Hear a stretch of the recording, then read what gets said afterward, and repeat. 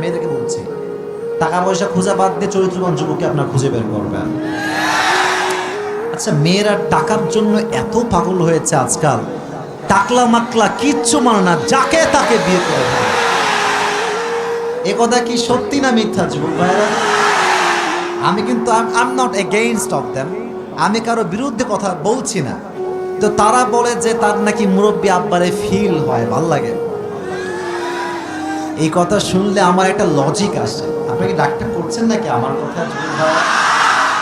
আমার লজিকটা হচ্ছে, তারা বলে যে আচ্ছা আমরা, মানে মেয়েরা বলে যে আমরা টাকলাকে বিয়ে করতেই পারি, মানবতা বোধ আছে তো নাকি? This is their own logic, এটা তাদের একটা যুক্তির কথা। তো আমারও একটা লজিক আছে। যুবকরা তোমরা যদি একমত হও তাহলে একমত না ঠিক বলবো আগে, আমি এখন বলতে হবে না, আগে বলি। লেট মি টক।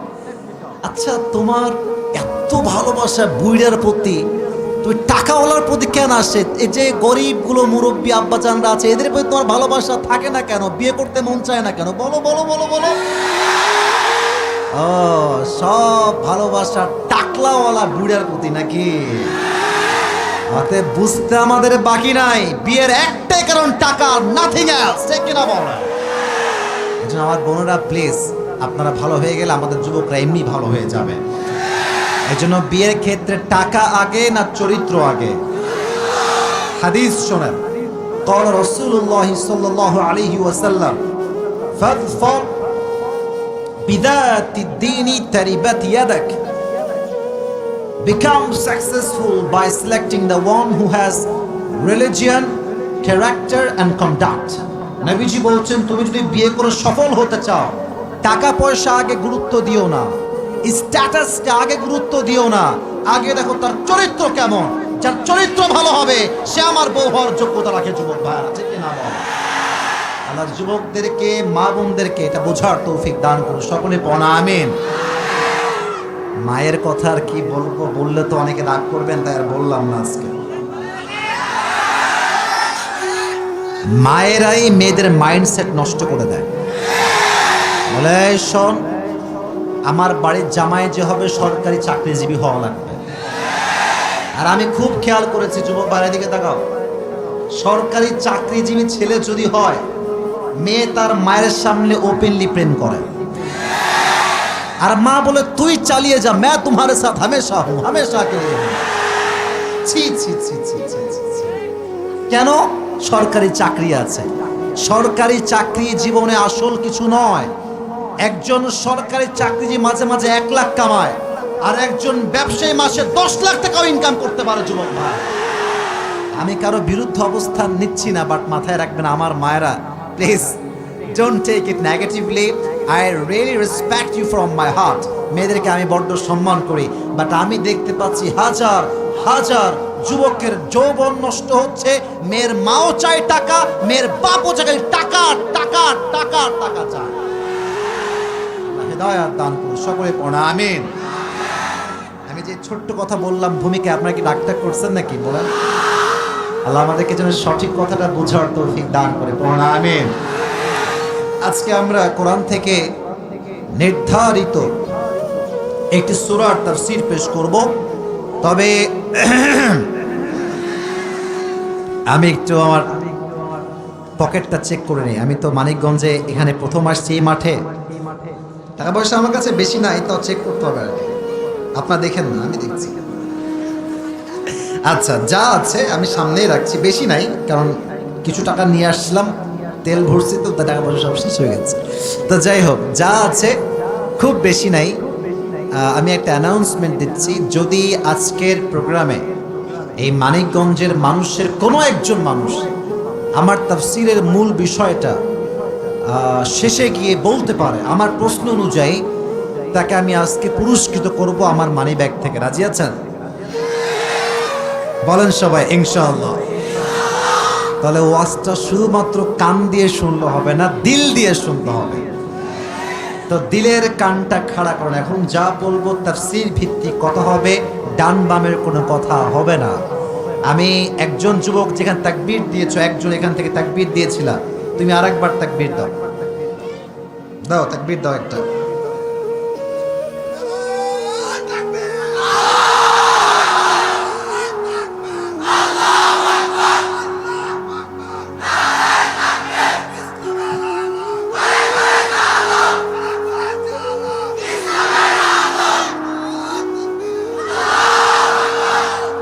বিয়ে হয়েছে? বাপরে, গায়ের জোর কি রে ভাই, সেই লেভেলের জোর। এবার আমার সঙ্গে একবার দিবেন, লিল্লাহি তাকবীর।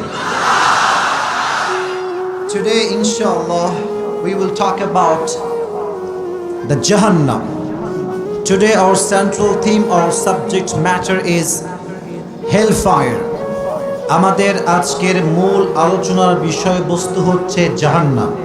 যুবক ভাইরা সবাই বলো, মূল আলোচনার বিষয়বস্তুর নাম কি?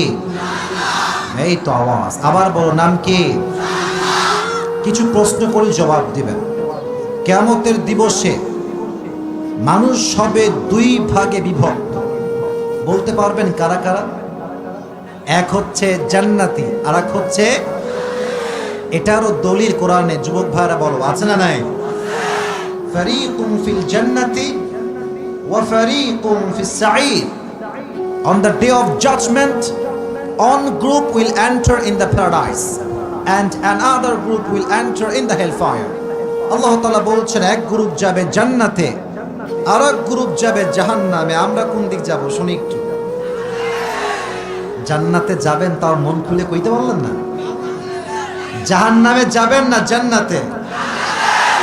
জাহান্নামের সম্মান আর জান্নাতের সম্মান কখনো কি এক হতে পারে?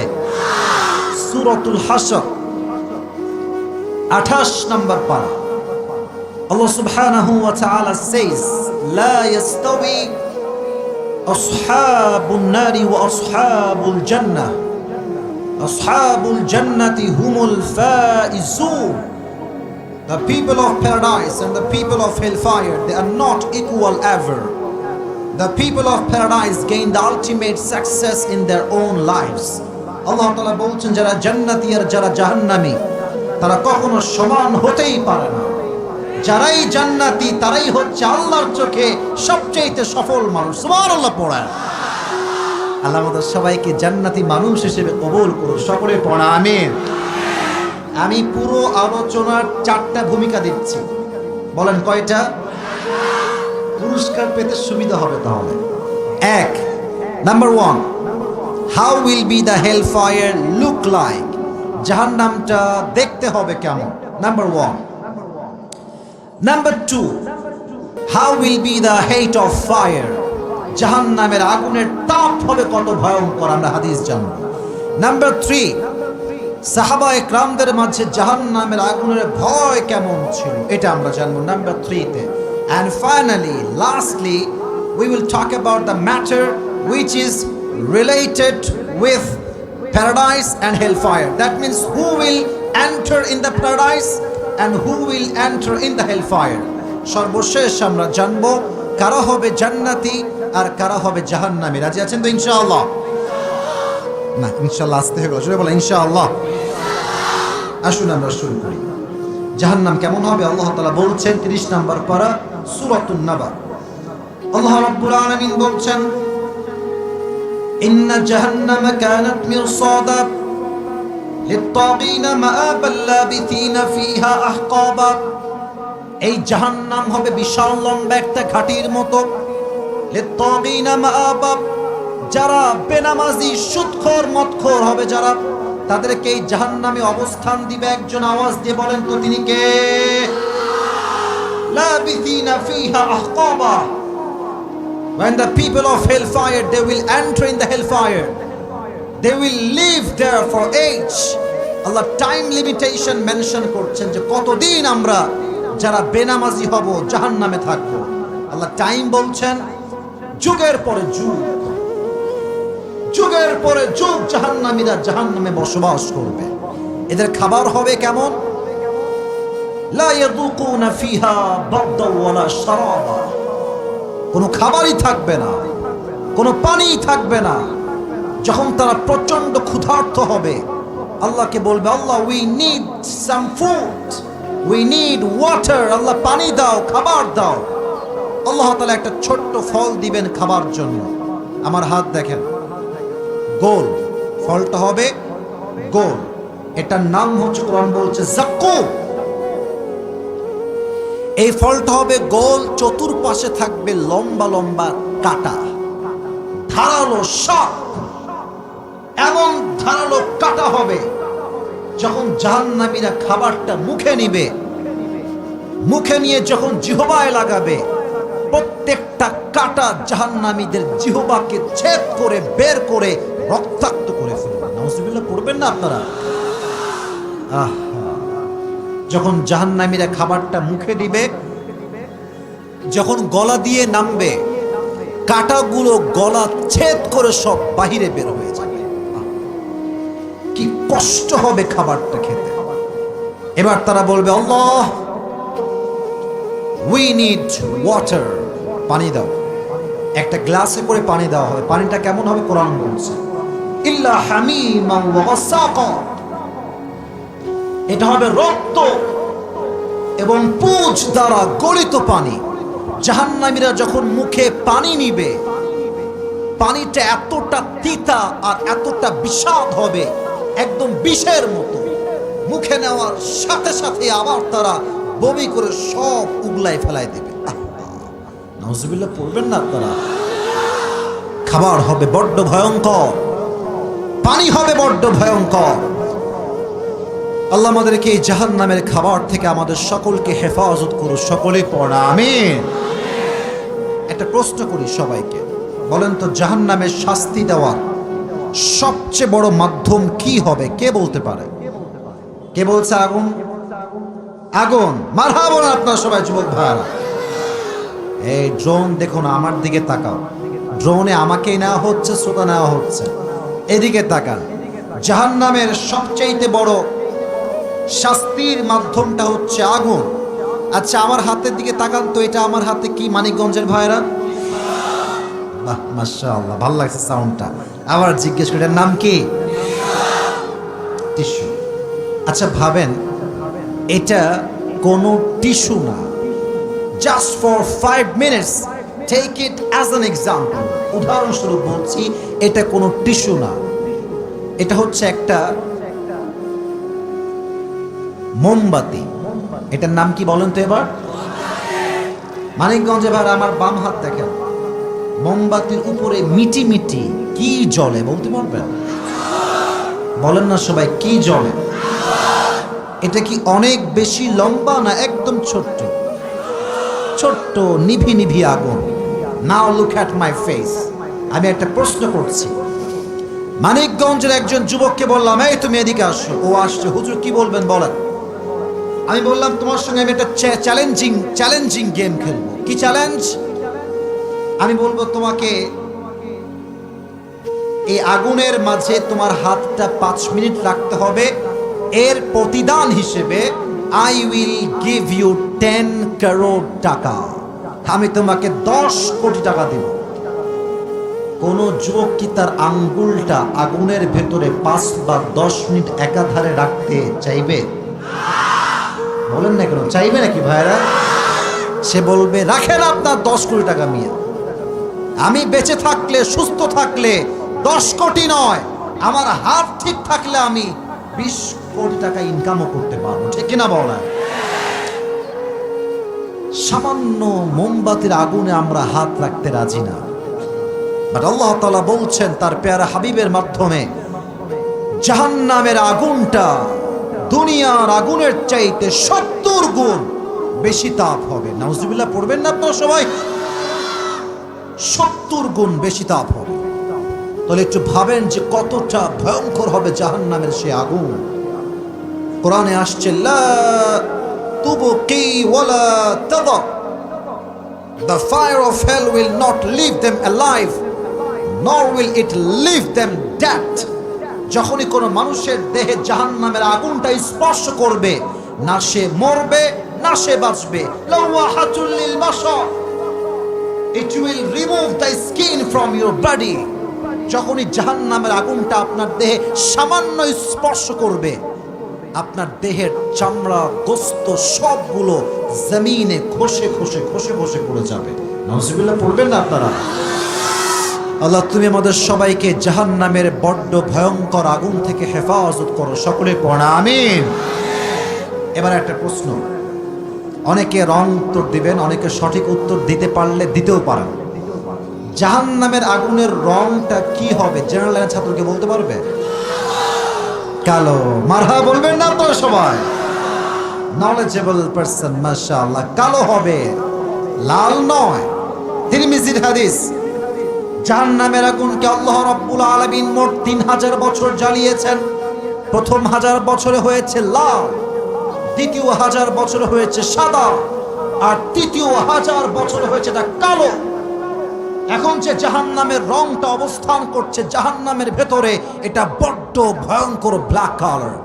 এটার রূপ এতটা ভয়ঙ্কর হবে, জাহান্নামীরা আগুনকে দেখার সঙ্গে সঙ্গে তাদের প্রত্যেকটা দেহের অঙ্গ প্রত্যঙ্গ থরথর থরথর করে কাঁপবে। আল্লাহ, তুমি এই ভয়ঙ্কর আগুন থেকে আমাদের সকলকে হেফাজত করো। সকলে পড়ো আমিন। 2 নাম্বার পার্ট শেষ। 3 নাম্বার পার্ট, এখন যা বলবো হাদিস ভিত্তিক স্টোরি বলবো, ঘটনা। মনোযোগ আছে সবার? ক্লান্ত হয়ে গেছেন আপনারা সবাই? সবাই একটা কাশি দেন, হাত তুলে একটা তাকবীর দেন, লিল্লাহি তাকবীর। হাত নামান। প্রশ্ন করছি, উত্তর দেন। বলেন তো, ইসলামের প্রথম খলিফার নাম কি? মুরব্বী কিন্তু সবার আগে জবাব দিয়েছে, আবু বকর রাদিয়াল্লাহু তাআলা আনহু। দ্বিতীয় খলিফার নাম কি? মারহাবা বলবেন না আপনারা সবাই? হোয়াট অ্যান অ্যামেজিং অডিয়েন্স, মাশাআল্লাহ। সবাই জানে। আমি 2 জন সাহাবীর 2টা ঘটনা বলছি ফর অ্যান এক্সাম্পল, যে তাদের মাঝে জাহান্নামের আগুনের ভয়টা কত বেশি ছিল। আমাদের দেশের যিনি প্রধানমন্ত্রী, তার নাম কি? মাননীয় প্রধানমন্ত্রী জননেত্রী শেখ হাসিনা। আমি কোনো কথা বিরুদ্ধে বলার জন্য নামটা নেই নাই, বোঝাও একটা জিনিস। আচ্ছা, আমার কথা বুঝতে কোনো সমস্যা হচ্ছে তো আপনাদের? কথা কি বোঝা যায়? যায় যায় যায় আচ্ছা, মাননীয় প্রধানমন্ত্রী যদি বলেন যে আমার কাছে একটা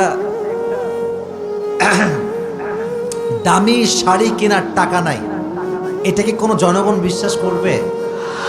করবে না। এটা লজিক্যাল কথা। আচ্ছা, মনে করেন প্রধানমন্ত্রীর মেয়ে আবদার করেছে আমি গরুর গোশত খাবো। যদি প্রধানমন্ত্রী বলেন যে না, আমার কাছে গরুর গোশত কেনার টাকা নাই, এটা কি কোনো মানুষ বিশ্বাস করতে পারবে? যুবক ভাইরা বলো বলো। এবার আসেন হাদিসটা শোনাই। আবু বকর রাদিয়াল্লাহু তাআলা আনহু একদিন বাসায় এন্ট্রি নিলেন, বাসায় প্রবেশ করলেন। ইন দ্য মিন টাইম তার সন্তানরা দূরে দাঁড়িয়ে আছে। আবু বকরের স্ত্রী, তার সহধর্মিনী, তার ওয়াইফ তার কাছে আসছে, বলছে একটা আবদার আছে, আমার আবদার নয়, আপনার সন্তানদের আবদার। আপনি কি মিটাবেন? আপনি কি পূরণ করবেন? এই যুবকেরা, হাদিসটা শুধুমাত্র চোখ দিয়ে তাকাই শুইনো না, হৃদয় দিয়ে ফিল কইরো, একটু বোঝার ট্রাই করো যুবক ভাইরা। বলছে কি আবদার বলো? কে? প্রধানমন্ত্রী। এইটা ছোট্ট আবদার। বলছে আপনার সন্তানরা সারিদ নামে আরব বিশ্বে একটা খাবার আছে, the most expensive food in Arabic world, সবচেয়ে দামি খাবার আরব বিশ্বে, এটাকে বলা হয় সারিদ। তো বলছে আপনার সন্তানরা সারিদ খেতে চায়, আপনি কিনে দিলে ওরা খুবই খুশি হবে। উনি বলছেন, প্রধানমন্ত্রী বলছেন, আমি যে সারিদ কিনে সন্তানদেরকে দিব, এই সামান্য টাকাও আমি প্রধানমন্ত্রী, আমার পকেটেও নাই, আমার ব্যাংকেও নাই, আমার বাসার কোথাও তুমি খুঁজে পাবা না। সুবহানাল্লাহ পড়বেন না আপনারা? প্রধানমন্ত্রী, সারিদ খাওয়ার টাকা নাই। 3 মাস পরের কথা, হাদিসটা প্রেসাইজলি বলছে, শর্টকাট। 3 মাস পরে যখন তিনি বাসায় আসেন, একদিন দেখছে তার বউ ছোট্ট একটা প্লেটে করে কয়েক টুকরা সারিদ নিয়ে আসছে। বলছে, আরে এ সারিদ তুমি কই থেকে পেয়েছো? আমি তোমাকে টাকা পয়সা কিচ্ছু দেই নাই। বলছে আপনি আগে খান, আমি বলছি আমি টাকাটা কই থেকে পেয়েছি। বলছে আগে বলো কই থেকে পেয়েছো, কারণ আমি আবু বকর হারামের এক চুল পরিমাণ খাই না। সুবহানাল্লাহ পড়েন আপনারা সবাই। বলছে আপনি যে প্রত্যেক মাসে আমাকে হাত খরচে টাকা দেন, হাত খরচ, এটা কি আপনারা বুঝেন না? মান্থলি একটা খরচ দেয়। যেমন যার স্বামী আছে প্রবাসে, সে তো প্রত্যেক মাসে একটা খরচ পাঠায়, পাঠায় না যুবক ভাইরা? বলো বলো। তো আপনি আমাকে যে মান্থলি খরচ দেন সংসারের জন্য, বাসার জন্য, সেখান থেকে টাকা জমিয়ে জমিয়ে জমিয়ে 3 মাসে আমার কয়েক টাকা বেঁচে গিয়েছে।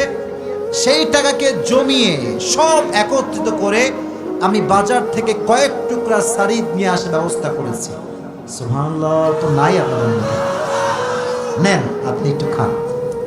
হাদিসটা এখনো শেষ হয়নি, হাদিসের মেন পার্ট এখনো বাকি আছে যুবক ভাই। উনি খেলেন, খেয়ে সোজা পার্লামেন্ট সংসদ সদস্যদের সবাইকে ডাকলেন। নেতা, মন্ত্রী, MP, mayor, police, army, BDR, RAB, যারাই সেই সময়ে রাষ্ট্রের দায়িত্বে ছিলেন সবাইকে ডাকলেন। বিশাল বড় একটা মজলিস ডাকলেন, এটাকে বলা হয় মজলিসে শুরা। উনি সবাইকে ডেকে এক জায়গায় বসিয়ে বললেন, শোনো, তোমরা আমাকে প্রত্যেক মাসে যেই বেতন দাও, এই বেতনটা আজ থেকে কমিয়ে দাও। কেন কমিয়ে দিবা তোমরা? বলছে এর কারণ হচ্ছে এটা, আমার বউ 3 থেকে 4 মাসের মান্থলি খরচ বাঁচিয়ে সারিদ কিনে আমাকে খাওয়াইছে, সন্তানকে খাওয়াইছে, এটাই প্রমাণ আমি আবু বকরের সন্তান, আমি আবু বকরের সন্তানরা এবং আমি, আমার পুরো সংসার যেই বেতন তোমরা দাও এর চাইতে কম দিলেও আমার বেতনটা সুন্দর করে চলে যাবে। সুবহানাল্লাহ পড়বেন না? হিসাব দেখছেন? মাত্র কয়েক টাকার হিসাব, কয়েক টাকা কম বেশি। তো সব যুবক তো একরকম হয় না। মজলিসের ভেতরে একজন যুবক একটু ঘাট টেরা, মানে একটু রাগে দাঁড়ায় গেছে। বলছি, ইয়া খলিফাতুল মুসলিমিন, আপনার কথা everything is okay, but I have on objection, একটা আপত্তি আছে আমার। কি আপত্তি বলো? বলছে, আপনি তো আমাদের রাষ্ট্রের হিরো, রাষ্ট্রের নায়ক, রাষ্ট্রের প্রাইম মিনিস্টার, আপনি সামান্য কয়েক টাকা বেতন নিলে সমস্যা কোথায়? রাখেন আপনি আপনার বেতন, আমাদের কোনো আপত্তি না। উনি বলছেন, তোমার আপত্তি নাই ঠিক আছে, বাট আমি আজকে তোমাদের থেকে সামান্য কয়েক টাকা নিয়ে বেতন বেশি নিব, রাষ্ট্রের টাকা মেরে খাবো, আর জাহান্নামের আগুনে আল্লাহ আমাকে ফেলবে, আমি জাহান্নামের আগুনে পড়বো, এটা আমি আবু বকর চুল পরিমাণ কখনো বরদাস্ত করতে পারবো না। সুবহানাল্লাহ। বেতন কমায় দাও, সব বেতন কমায় দাও। বেতন কমিয়ে বাসায় ফিরে আসছে। এই কথার দ্বারা স্পষ্ট প্রমাণ, যারা রাষ্ট্রের টাকা আজকে মেরে খাচ্ছেন, আমরা হক কথা বলতে ভয় পাই না, আমাদের জনগণের কথা, এটা আমাদের মনের কথা। যারা রাষ্ট্রের টাকা মেরে খায়, ये दिन ही दिन नहीं है, सामने और भी दिन बाकी है। এমন একটা দিন আসবে, কিয়ামতের দিবস কায়েম হবে, প্রত্যেকটা টাকার হিসাব আপনাকে চুল পরিমাণ দেওয়া লাগবে, যে কিনা বলা। এরকম টাকা মেরে খায় এরকম লোক বাংলাদেশে আছে না? আরে মাননীয় প্রধানমন্ত্রী নিজে তো মাইক নিয়ে বলেন যে দেশটা চোর বাটপাট দিয়ে ভরে গিয়েছে, যে কিনা বলেন। কেমনে ভরছে একটু বুঝাই দিই, এক্সাম্পল দেই। পাকা রোড, পিচ রোড করতে একটা দায়িত্ব পাইছে কন্ট্রাক্টর। কি বলবো, দুঃখের কথা ভাই, রাস্তা বানায় এত সস্তা রাস্তা, এমনি হাত দিলে সব পিচগুলো উঠে যায়। বাড়ি দিয়েছে গরিবদের জন্য, বাড়ি বানাও, গরিবদেরকে বাড়ি দাও, লাগবে রড, দিছে বাস। আমার কথা কি ভুল না সঠিক যুবক ভাইয়েরা? আমার কথা একটা, নেতা সাহেব আপনি নামাজি হলে আমি আপনাকে নেতা মানতে প্রস্তুত আছি। নেতা সাহেব যদি আপনি নামাজি না হতে পারেন, আপনি কোথাকার নেতা ডাজন্ট ম্যাটার, আপনি নামাজি না হলে আপনি আমার লিডার হওয়ার কোনো যোগ্যতা রাখেন না। এজন্য জাহান্নামের আগুনের ভয় প্রত্যেকটা নেতার হৃদয়ে লাগবে।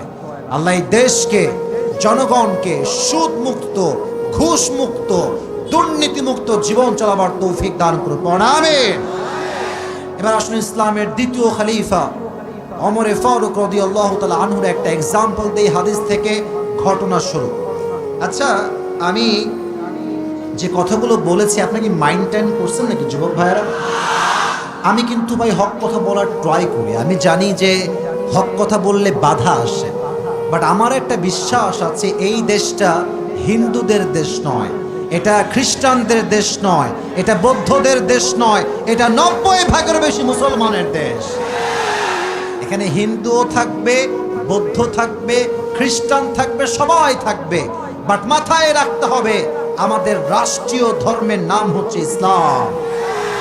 যে যার ধর্ম পালন করবে, যে যার জায়গা থেকে সবাই সবার ধর্মকে ফলো করবে, বাট ইসলামে আঘাত করলে আমরা চুল পরিমাণ করে ছাড় দিয়ে কথা বলবো না। যুবক ভাই, আমার দেহের দিকে তাকান, আমি যেটা পরে আছি এটা কি পাঞ্জাবি না জুব্বা বলেন তো? একটু বুঝে বলেন, পাঞ্জাবি না জুব্বা? জুব্বা। পাঞ্জাবি যারা আমরা, এই যে সব অনেকে পাঞ্জাবি পরেছে সামনে আমার যারা আছেন, পাঞ্জাবি দেখবেন যে এই হাঁটুর নিচে একটা যায় আর একটা হাঁটুর উপরে। হাঁটুর নিচে গেলে বলে হয় কি বলে লং পাঞ্জাবি, হ্যাঁ, আর হাঁটুর উপরে গেলে বলে কি শর্ট পাঞ্জাবি। আর জুব্বা কেমন হয় আপনারা সবাই জানেন, জাস্ট বোঝাবার সাথে হাদিস বলবো তাই বোঝাচ্ছি আর কি। জুব্বা দেখবেন রাউন্ডটা কি হয় গোল, আর যেটা জুব্বা হয় এটা কি হাঁটু বরাবর হয় না টাকনু বরাবর হয়? Right answer. ওমর ফারুক রাদিয়াল্লাহু তাআলা আনহু একদিন মসজিদের মেম্বারে দাঁড়িয়ে খুতবা দিচ্ছেন। খুতবার ঠিক মাঝামাঝি সময়ে, যেমন আপনারা মাঝখানে বসে আছেন ওরকম সাহাবা একরাম মাঝখানে বসে আছে, একজন যুবক সাডেনলি দাঁড়িয়ে গিয়েছে, দাঁড়িয়ে বলছে, ওমর তোমার জুব্বা এত লম্বা কেন? তুমি কি রাষ্ট্রের টাকা মেরে খেয়েছো? নাউজুবিল্লাহ পড়বেন না। ওমরে ফারুক কি রাষ্ট্রের টাকা বলেন তো মারতে পারে? ডান বাম করতে পারে? বলো বলো বলো বলো। এক টাকাও তিনি পুরো জীবনে মেরে খান নাই। তো উনি, আচ্ছা একটা কথা মনে পড়ছে, বলা যাবে যুবক ভাইয়েরা? যাকে বলছে এ কথা যে তুমি কি রাষ্ট্রের টাকা মেরে খেয়েছো, উনি কোনো চেয়ারম্যান, কোনো মেম্বার, পুলিশ, প্রাইম মিনিস্টার, প্রধানমন্ত্রী? না না না। কেন? এটা তো হ্যাঁ ভাইয়েরা বুঝে বলেন। শুধু কি প্রধানমন্ত্রী না, অর্ধ জাহানের খলিফা। সুবহানাল্লাহ পড়বেন না আপনারা? রিয়াকশন দেখেন, রিয়াকশন, এই কথার পরিপ্রেক্ষিতে রিয়াকশন দেখেন। আমাদের দেশে প্রধানমন্ত্রী আর ইয়ে তো বহুত দূর কি বাত হ্যায়। নেতার চামচার যে ভাব, চোখ তুলে তাকানোই যায় না রে ভাই। খালি কথায় কথায় কয়, তুই আমার চিনিস? আমি কে তুই